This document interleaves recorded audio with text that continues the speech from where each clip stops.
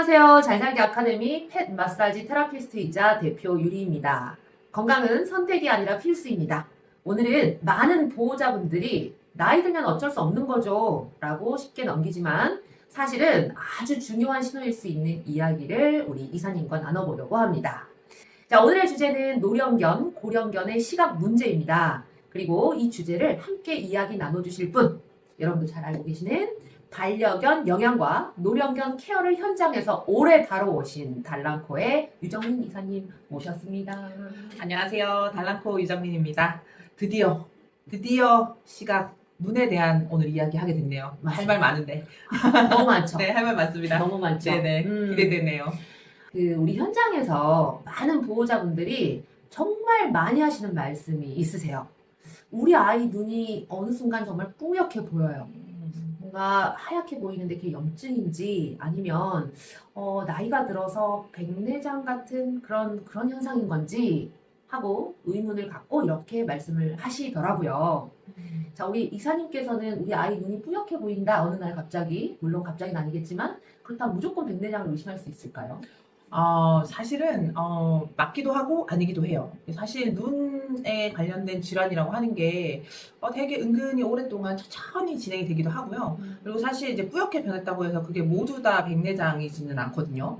그래서 이제 또 우리가 같이 그래서 공부를 또 해봐야 되고요. 맞아요. 그리고 이제 여러 가지 이제 안과 전문으로 하시는 수의사분들을 만나보는 것도 굉장히 중요한 부분이라고 할 수 있죠. 맞습니다. 정말 우리가 우리 아이들 눈과 관련된 많은 문제점들을 현장에서 접하고 있는데요. 사실 저희는 이제 수의사는 아니잖아요. 그렇죠. 네, 저희는 이제 반려동물, 특히 우리 반려견을 위한 건강 지킴이, 건강 전도사 이 정도로. 그렇죠. 제가 참 마음 아픈 썰을 하나 좀 풀어야 될 것 같아요. 네네. 라고 하면 우리 전정계는 평행 감각, 균형 감각을 담당한다고 해요. 그래서 우리 아이가 전정계 질환이라고 하는 판명을 받았을 때 그 전의 증상이 꼭 치매처럼 빙글빙글 돌았어요. 그리고 그걸 발견한 순간 이제 병원에 데려갔더니 이거는 어쩔 수 없다. 수술을 시켜야 된다. 그래서 이제 수술을 하고 이 아이가 퇴원하자마자 갑자기 안압이 올라가기 시작하는 거예요. 그래서 너무 놀래서 너무 고통스러워했거든요, 아이가. 정말 눈 한쪽이 갑자기 커지면서 빠질 듯이 아이가 자꾸 눈을 바닥에다 비비고 몸부림을 치는 거예요. 그렇죠. 근데 수술 직후라 저는 이제 이게 어떤 부작용인가 싶은 생각이 이제 들었었던 거죠. 수술을 잘못해서 그런 건가. 그럴 수도 있죠. 네. 어. 그런 생각은 들기 마련이죠. 그러니까요. 그래서 이게 어떤 문제 때문에 이렇게 된 건가 하고 다시 그 수술했던 병원에 내원했더니 아무래도 녹내장인 것 같다라고 얘기를 하세요. 네, 맞아요. 근데 이제 뭐 어떤 단계가 분명히 있었을 거다. 꼭 수술 때문에 그런 것이 아니다라고 이제 얘기를 하시더라고요.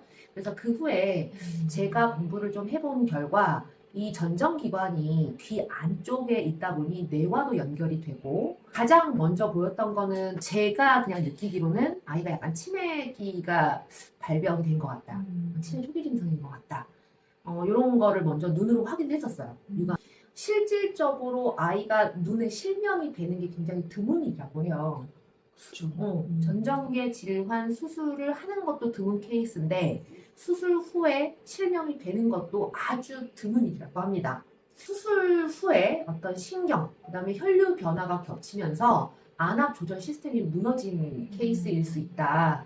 그래서 어쩌면 수술 후에 국소 염증 또는 뇌압, 혈류 변화에 의해서 방수라고 하는 게 이제 눈 안을 채우고 있는 물 같은 액체라고 해요.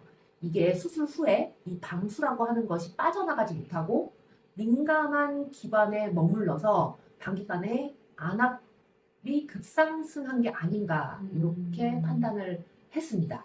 그러셨군요. 맞아요. 근데 사실 방수가 엄청 눈에서 중요한 부분이거든요. 네네. 사람도 마찬가지고 이제 눈 앞에 보이는 수정체가 있고 뭐 각막이 있고 망막이 있고 수정체가 있고 그 안을 채우고 있는 건 다 방수예요. 사람도 마찬가지고. 근데 방수가 특이한 게 고여 있는 액체가 아니라 우리 이제 척수라고 하죠. 뇌에 이제 수분을 공급하는 그런 물을 척수라고 하는데 네네. 그 척수가 뇌를 통과해서 눈에도 갔다가 방수가 순환이 되거든요. 그래서 들어가는 게 있고 나오는 길이 있어요. 근데 이제 예를 들어서 뇌에서 뭔가 염증이 생겨가지고 그런 척수에 염증이 생기거나 그런 게 움직이면서 이제 막 돌아다니는 그런 염증 덩어리들이 생기면 사실 눈으로 갔던 방수들이 이제 그 그 밤수가 배출되는 쪽에서 막히거나 들어간 쪽에서 막히는 경우 또는 거기서 염증이 이제 계속 더 생겨나는 경우가 발생할 수 있거든요. 그렇게 하면은 보통 이제 안압이 올라가는 흔히 알고 있는 녹내장이라고 맞아요. 부르는 그런 형태의 질환으로 이제 발병을 할 수가 있는 것 같더라고요. 맞아요. 네, 그래서 아마 지금 우리 유프이 같은 경우도 뭐 이제 사실은 흔치 않은 정말 흔치 않고 경험하기 힘든 케이스긴 한데 그런 부분들이 발생하지 않았을까라고 저도 좀 생각이 들긴 하거든요. 맞아요. 뇌압이 높아지는 경우는 되게 눈에 연관이 많이 돼요. 특히 전두엽 같은 경우는 눈이랑 되게 가깝고 그렇기 때문에 이제 뇌의 안압이 상승한다라는 거는 결국 척수가 거기서 순환이 안 돼서 머물러 있다가 이제 머리는 우리 사람도 마찬가지고 두개골은 딱딱하잖아요. 네. 네, 여기서 이제 척수액이 늘어나고 척수액이 거기서 빠져나가지 못하고 있으면 뇌를 압박하거든요. 그럼 뇌는 물렁하잖아요. 그럼 뇌가 여기서 갈 데가 없어서 이렇게 낑기는 거예요. 막 그러면 이제 뇌압이 높아지고 그럼 뇌압이 높아지면은 이제 눌려지기 때문에 결국 이제 시신경을 누르게 되거나 뭐 이런 맞죠. 경우 발생하거든요. 맞죠. 이제 그래서 뭐 예를 들어서 백내장처럼 뿌옇게는 안 돼도 갑자기 시야가 뭐 안 보인다든지 시력을 잃어버린 것 같다든지 그런 것들도 좀 느낄 수도 있거든요. 맞아요. 예. 맞아요. 그래서 뇌가 사실은 그 눈은 눈만의 문제가 아니라 뇌에서 오는 문제들도 굉장히 많은 걸로 알고 있어요. 사실 이제 뭐 저도 달꾸미가 당뇨를 앓고 있잖아요. 네네. 당뇨 같은 경우도 이제 그러니까 뭐 시력이 이제 한 번에 급성 백내장이 와서 시력이 이제 가버리는 그런 경우도 많이 있거든요. 네. 그렇죠. 그래서 제일 크게 뭐 보호자분들이 녹내장과 백내장을 가장 많이 걱정을 많이 하시는데 그거를 이제 조금 이따가 한번 이렇게 그거에 대해서 좀 말씀을 좀 나눠보면 좋을 것 같고요. 네네네. 우리 이사님 말씀하셨던 것처럼 이제 백내장 같은 경우에도 당뇨로 인한 백내장을 좀 흔히 제가 많이 접했었거든요. 맞아요. 현장에서 이제 만난 친구들을 보면은 이미 이제 눈 수술이 잘 됐다, 백내장 수술 잘 됐다 하고 이제 데리고 오는 친구들 보호자님 얘기를 들어보면 처음에 당뇨가 있었고 그리고 이제 백내장으로 인해서 수술했다 이런 말씀을 좀 많이 들었습니다. 자, 어쨌든 그래서 저는 보호자님 분들께 사람도 그렇듯 시각의 문제는 꼭 눈만의 문제가 아니다. 뇌, 신경, 혈류, 컨디션 등 여러 가지 복합적인 문제가 표면으로 드러나는 것이라고 설명을 드립니다. 그렇죠. 맞습니다. 그래서 우리 이사님께서도 말씀을 해주셨던 것처럼 우리 보호자님들도 저희가 오늘 촬영하는 이 주제를 조금 끝까지 잘 들으셔서 우리 아이가 어떤 상태인지 잘 확인하고 빨리 관리를 하셨으면 좋겠어요. 혹시 우리 이사님 보호자분들이 집에서 우리 눈에 대해서 꼭 체크를 했으면 좋겠다. 이거 꼭 체크해보세요. 라고 말해주고 싶은 어떤 신호가 있을까요? 이제 보통은 가장 큰 건 눈곱이에요. 네네. 가장 큰 건 눈곱이고요. 네네. 아이가 이제 평소에는 우리 아이가 눈곱을 닦아주면요. 거의 대부분 맑아요. 네. 그냥 약간 좀 마르면 털이 회색이면은 어두운 털이면 회색 나는 그런 느낌의 이제 눈곱이 되고요. 아니면 약간 투명하고 눈물 같은 눈곱이 많거든요. 그런데 갑자기 누런 눈곱 또는 초록색 눈곱, 예. 그리고 예를 들어서 아니면 붉은색, 네네. 예. 이제 뭐 눈곱 빗으로 하신다든지 아니면 이렇게 뭐 거즈 같은 걸로 닦아주시는 경우 많으시잖아요. 네네. 근데 이제 눈곱 색깔이 좀 이상하다. 그러면 이제 그때부터는 한번 주의 깊게 보셔야 되는 부분. 네. 그런 게 있고요. 그리고 두 번째로는 아이의 행동. 행동. 예. 뭐 예를 들면 뭐 이렇게 우리 방석을 보통 깔아주잖아요. 네네. 아이 침대가 있는데 방석이 있는데 거기에다 눈을 자꾸 비비는 거야. 이렇게 눈을 자꾸 비비는 그런 행동을 한다든지 아니면은 눈을 한쪽을 좀 잘 못 뜬다든지 예, 깜빡거릴 때 뭔가 끈적거리게 깜빡거린다든지 눈을 깜빡거림이 좀 더딘 느낌. 네. 그런 것들이 사실은 이제 좀 시그널이라고 보실 수 있거든요. 예. 이미 상처가 났을 수도 있어요. 예. 뭐 예를 들면 손으로 이렇게 긁는다든지 뭔가 불편해한다든지 자꾸 뭐 얼굴을 턴다든지 근데 평소보다 많이 터는 것 같아요. 그러면은 눈이나 귀에 좀 이슈가 있는 경우가 많거든요. 네네. 그래서 그런 행동을 하는 경우에는 혹시 의심을 한번 해보시는 게 좋으실 것 같고요. 네네네. 그리고 이제 그 외에 예전에는 밥을 주면 무다다닥 와서 그냥 칵칵칵칵 이렇게 먹었다면 지금은 좀 밥그릇을 킁킁 킁킁 대면서 한두 번이라도 냄새로 찾아본다.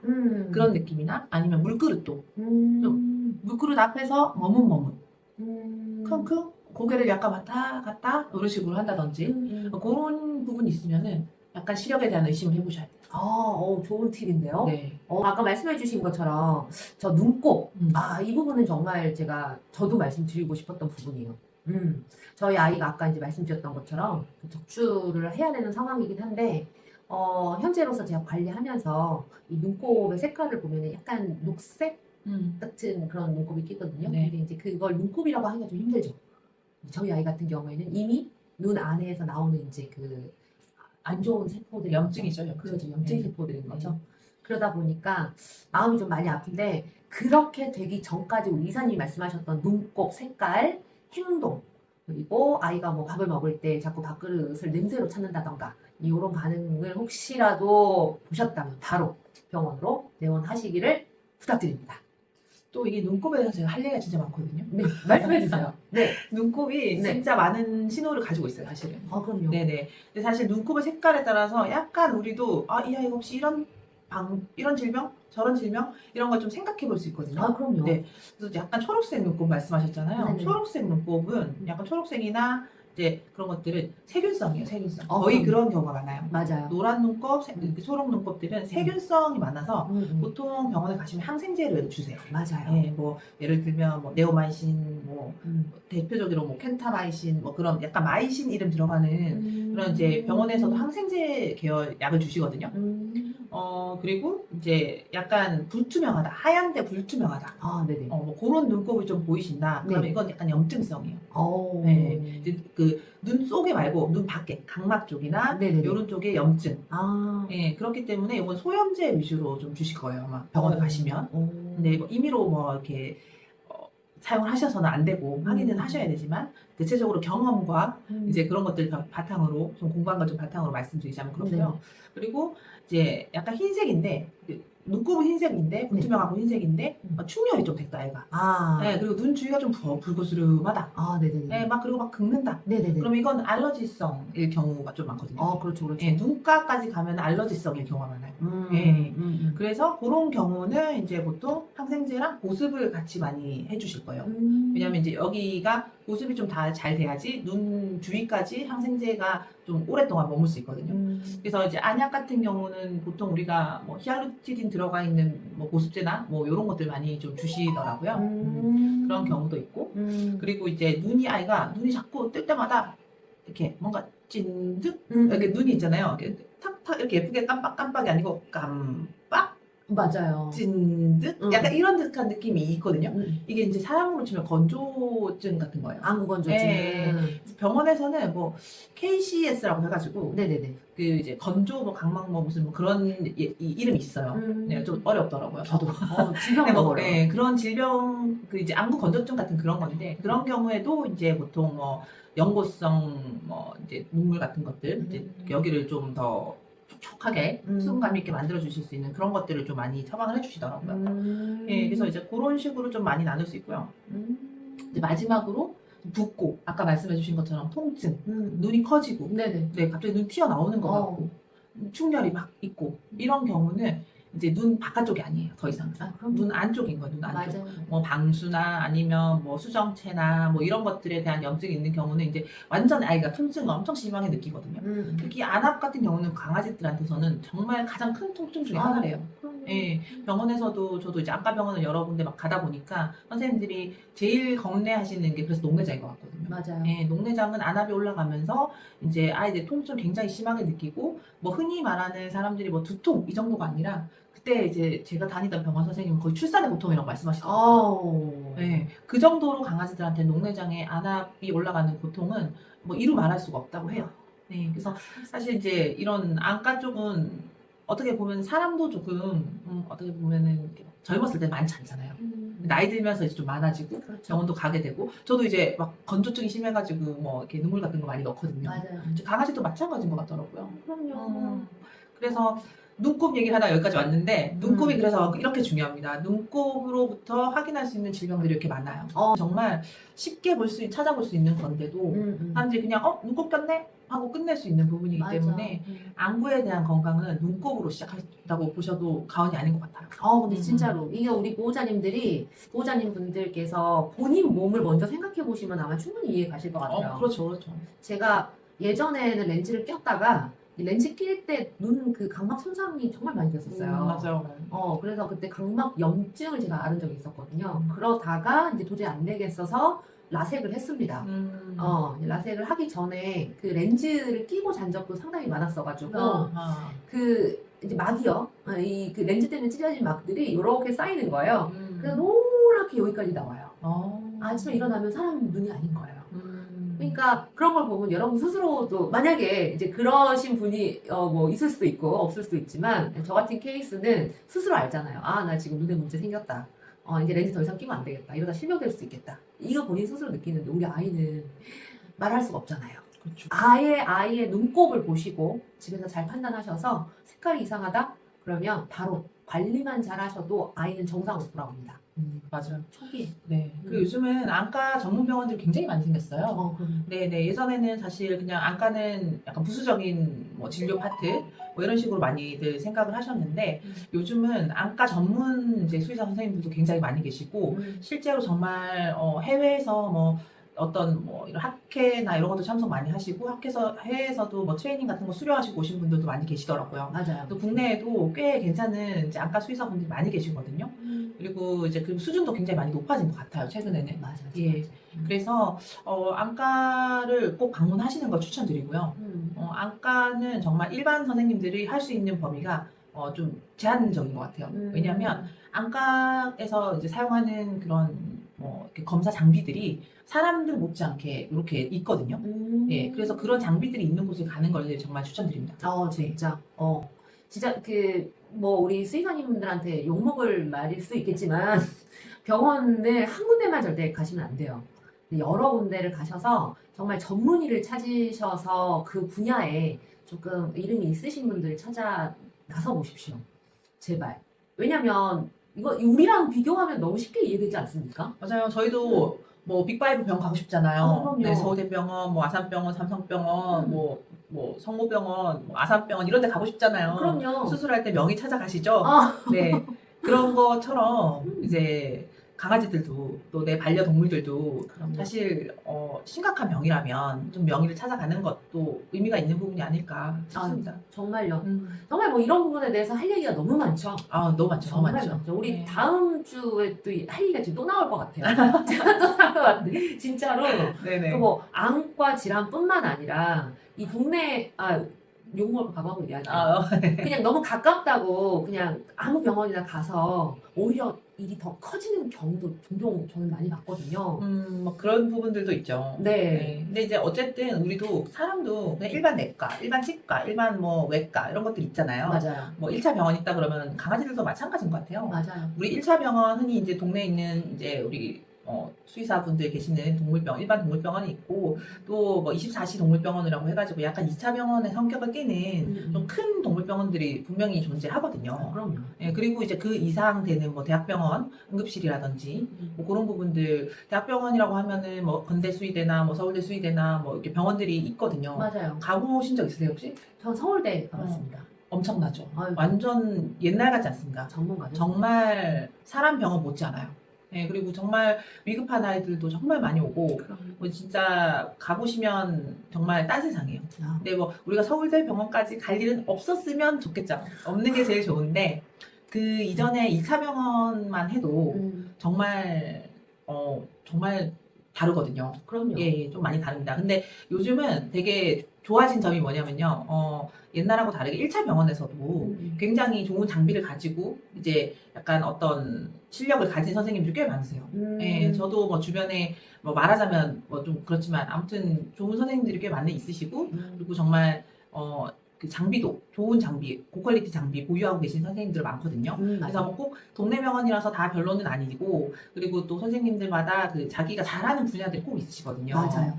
그래서 여러 군데를 가야 되는 거예요. 맞아요. 한 군데만 가보면 물론 우리 아이 잘 봐주시고 이제 주치의라고 생각할 만큼 이제 어렸을 때부터 계속해서 이렇게 봐왔지만 또 컸을 때 어떤 문제가 생겼을 때 이 선생님이 전문 분야가 아니실 수도 있거든요. 맞아요. 예. 그러면 조금 소개시켜 달라고 하던지 뭐 그런 식으로 얘기할 수도 있고, 그리고 또 전문 선생님한테 가서 이제 거기서 좀 더 좋은 어떤 진료를 받고 다시 이쪽으로 이제 다시 전원하면 되거든요. 맞아요. 네, 정보 다시 가지고 와서 아이들 다시 케어하고 루틴한 이제 뭐 어떤 진료 받으시고, 사실 사용하는 약이나 뭐 이런 거 다 비슷비슷해요. 근데 그걸 발견하냐 못하냐의 뭐 차이니까 맞죠. 전문가 선생님 찾아가는 게 뭐 1번이 아닐까. 맞습니다. 진짜 한없이 공감하고 그쵸. 동감합니다. 네. 이사님이랑 너무 좋은 얘기 지금 나누고 있죠. 네. 이사님, 그 이제 우리 노견들, 노령견, 고령견한테 가장 흔한 질환이 아까도 한번 나왔었지만 뭐 백내장, 그리고 뭐 이 백내장에 그 근간이 되는 염증이 있다고 해요. 그 포도막염인가? 맞아요. 그 사실은 이제 그 백내장이 두 가지가 있어요. 네. 예, 사실 백내장이 두 가지가 있는데 네. 이제 그거를 다들 백내장이라고 하시는데, 원래 하나는 진짜 백내장. 수정체가 이제 뿌여지면서, 염증 때 뿌여지면서 이제 시력이 점점 안 보이게 되는 백내장이고요. 네. 예, 그리고 이제 실제로는 그 핵경화증이라고 해가지고 네네네. 보통 분들이 이제 백내장이라고 생각 많이 하세요. 색깔이 같으니까. 예, 색깔이 같으니까. 맞아. 근데 핵경화증도 똑같이 하얗게 되긴 하거든요. 네네네. 빛에 이렇게 착착 비춰보면 약간 초록빛, 파란빛 이런 게 좀 나는 약간 은갈치 같은 그런 느낌의 이제 이렇게 색깔 조금 다른 뿌염이 있어요. 맞아요. 예, 근데 이제 그 두 가지를 다들 백내장이라고 생각을 하시는데, 사실 핵경화증은 시력은 보여요. 맞아요. 예, 백내장은 시력이 점점 안 보이는 그런 질환이게 되고요. 근데 실제로는 이제 포도막염이라고 하는 게 염증 중에서도 사실 제일 위험한 부분이긴 해요. 왜냐면 포도막염은 일단 잘 낫지도 않고요. 맞아요. 예, 그리고 이게 또 재발이 너무 심하게 되고, 그리고 이제 이거의 백내장이나 녹내장으로 이어질 수 있는 위험성도 굉장히 큰 염증 중에 하나더라고요. 맞아요. 그래서 하루에 뭐 4-5번씩 뭐 안약을 꾸준히 넣어줘야 되는 그런 부분들도 있고, 그리고 주사도 이렇게 안구에 직접 놓는 그런 질병이기도 하거든요. 맞아. 그래서 그게 좀 발병을 하면 사실 케어가 굉장히 집중적으로 돼야 되고, 그게 이제 좀 케어가 잘 안 되면은 이제 수정체의 그 혼탁과 염증이 겹쳐지면서 이제 그 백내장이 발병을 해버리는 경우가 있죠. 맞죠. 네.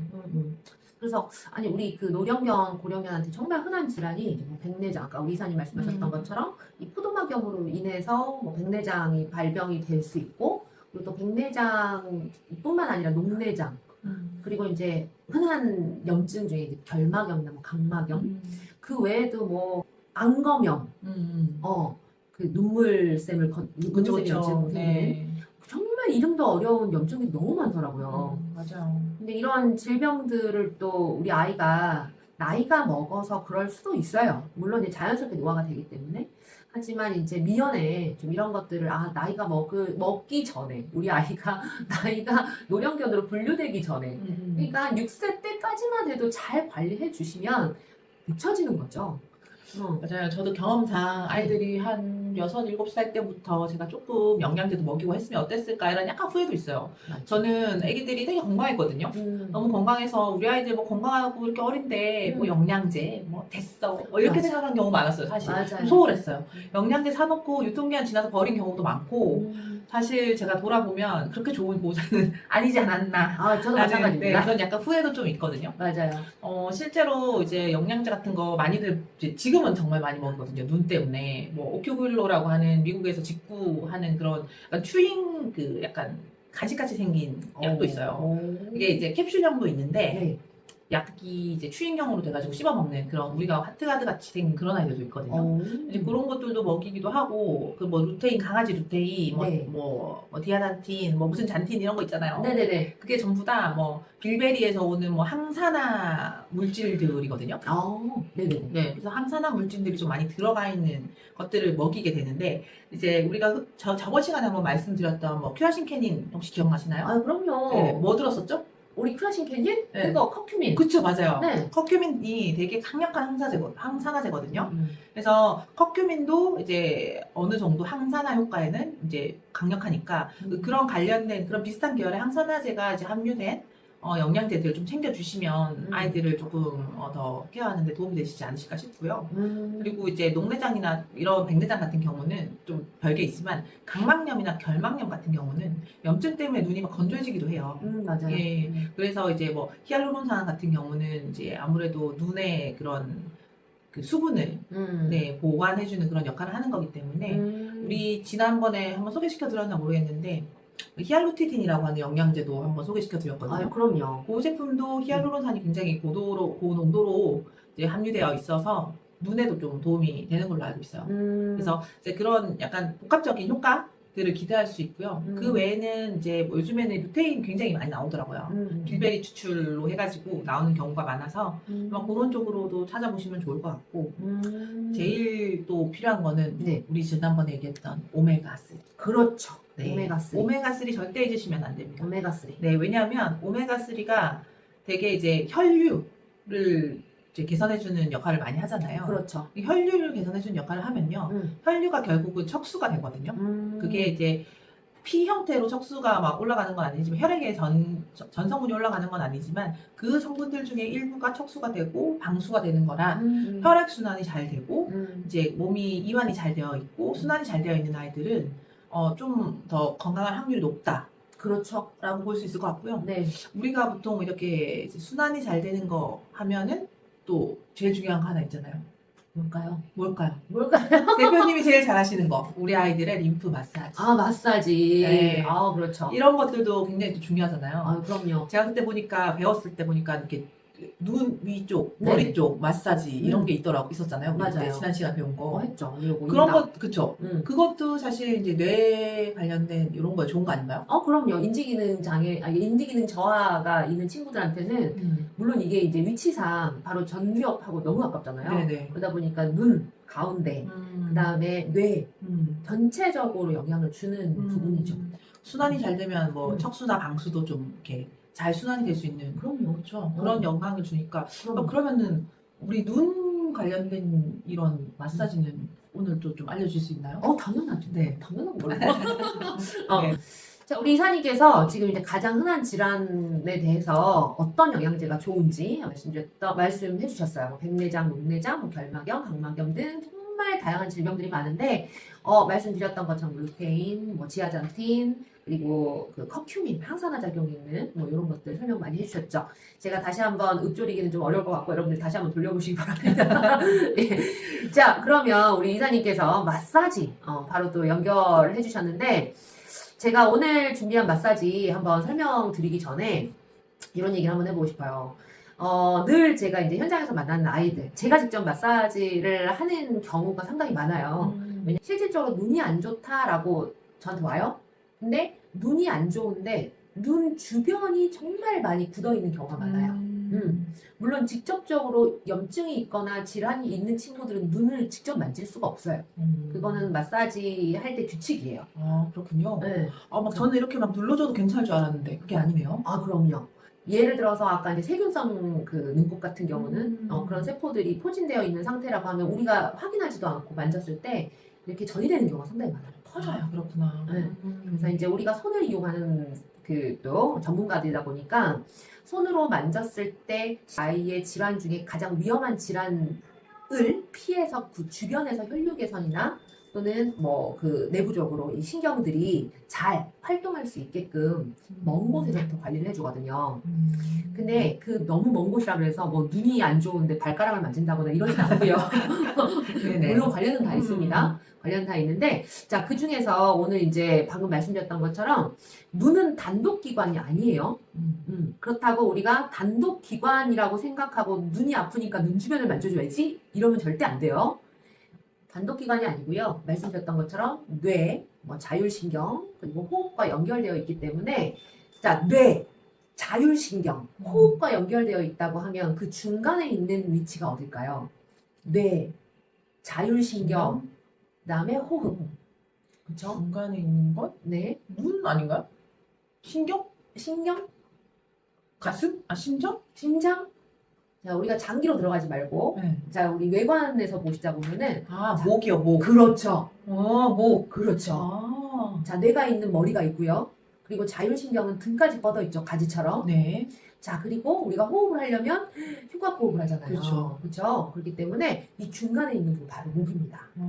자, 그래서 음. 아이에게 먼저 눈이 이제 눈에 어떤 질환이나 질병을 가진 친구들한테 먼저 할 수 있는 게 목 마사지예요. 이제 턱을 너무 아래로 처지지 않게끔, 이렇게 손가락 4개로 받쳐주시고요. 엄지손가락으로 여기 이제 머리 끝나는 부분 있죠. 우리 뼈가 끝나는 부분, 그 부분에 살짝 양 손가락 얹으시고 어깨까지 이렇게 내려주는 거예요.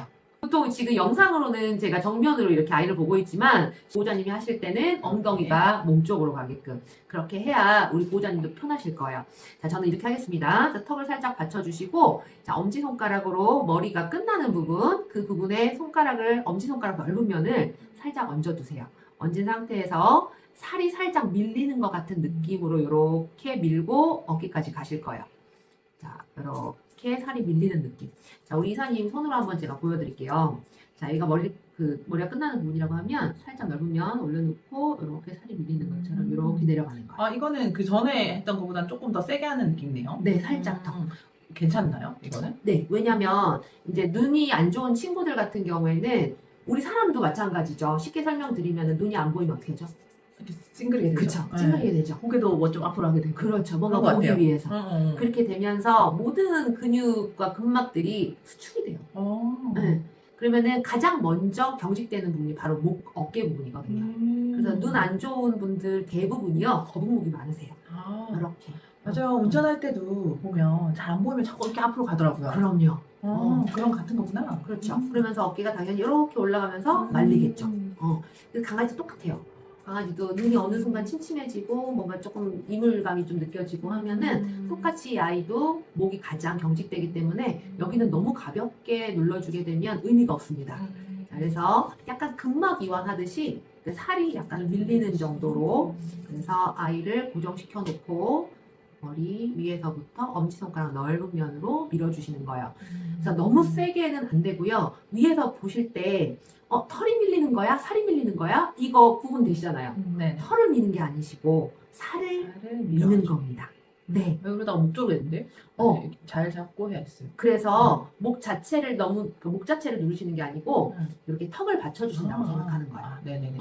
그래서 만약에 턱이 아래로 자꾸 아이들이 싫어서 조금 이렇게 우리가 만지는 것 자체를 좀 싫어하거나 또는 뭉쳐 있어서 뭔가 통증이 약간 느껴지거나 예민한 친구들 같은 경우에는 목을 자꾸 빼려고 하기 때문에 목을 빼면서 오히려 더 근육이 뭉치거든요. 그러면 조금 불편해하면 좀 기다렸다가 할까요? 그럼요. 안정을 시켜주는 거예요. 네네네. 안정시켜줄 수 있는 가장 좋은 방법을 먼저 알려드릴게요. 네. 아까 이제 말씀드렸던 것처럼 턱만 이렇게 받친다고 생각하시면 돼요. 턱을 이렇게 받친다고 생각하시고 거기에서 엄지손가락으로 이렇게 살이 밀리는 것처럼 우리 이사님 보이시나요? 혹시? 네. 이렇게 살이 밀려서 내려오는 거. 이렇게. 이 정도. 네. 보이시죠? 네네. 다시 한번 보여드릴게요. 안쪽에서 이렇게 해서 이렇게 해서 네. 네. 너무 예민하지 않으면 여기는 대부분 좋아해요. 그렇죠. 여기는 대부분 좋아하는 곳이죠. 그럼요. 네. 근데 이제 눈이 많이 안 좋은 친구들은 오히려 여기 또 만졌을 때 통증이 살짝 느껴지는 경우도 있거든요. 그래서 만약에 아이가 통증을 많이 느낀다 또는 너무 싫어한다 자꾸 빼려고 한다라고 하면 굳이 만지지 마시고 자 안정시키는 방법 알려드릴게요. 자 갈비뼈 우리가 이제 늑골 갈비뼈라고 하죠. 자 갈비뼈 쪽에다가 손을 우리 엄지손가락 밑에 넓은 패드가 있어요. 거기를 갖다가 이렇게 댈 거예요. 손가락 5개를 다 벌려주세요. 이제 우리 갈비뼈 우리 이제 그 흉곽 여기를 전체적으로 손으로 이렇게 감싼다고 생각하시고 그 상태에서 아이가 숨을 쉴 수 있도록 해주는 건데 자 호흡하세요. 하나씩 좀 눌러줘요? 네. 그러면 얘가 숨을 쉬려고 다시 펴요.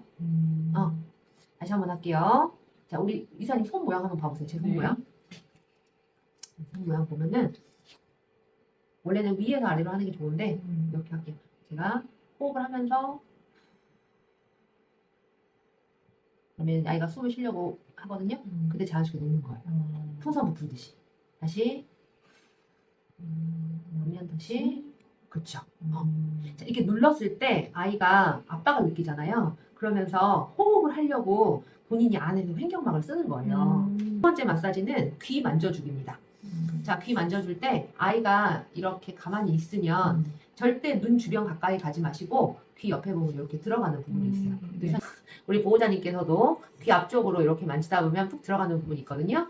귀 앞쪽으로 살짝 움푹 들어간 부분 만져주실 거예요. 그래서 한쪽씩 하는 거를 추천드리고 이때도 조금 어려우시면 손으로 이렇게 턱 밑에 받쳐주세요. 이게 이제 앵커링 한다고 해서 아이가 고정되게끔 만들어주는 거거든요.